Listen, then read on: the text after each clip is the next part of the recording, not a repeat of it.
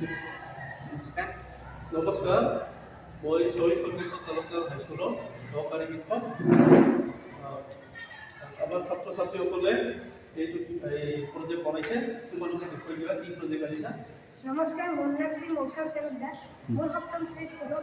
আজি আমি যিটো প্ৰজেক্ট প্ৰস্তুত কৰিছোঁ সেইটোৰ নাম হৈছে স্কেলটন। এইটো প্ৰস্তুত কৰিবলৈ আমাৰ ব্যৱহৃত সঁজুলি হৈছে কাৰ্ডবৰ্ড, আঠা, টেপ আৰু মটৰ। স্কেলেটৰ দ্বাৰা বয়সস্থ লোক আৰু অসুস্থ লোকে উঠা নমা কৰাত সহায় হয় আৰু তেওঁলোকে সহজতে উঠা নমা কৰিব পাৰে।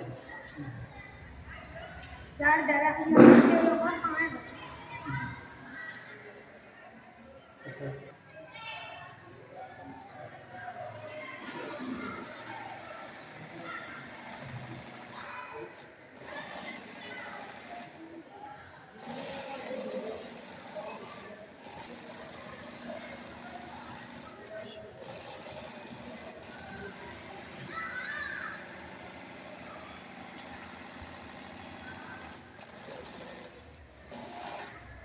কি সুবিধা আছে ইয়াত?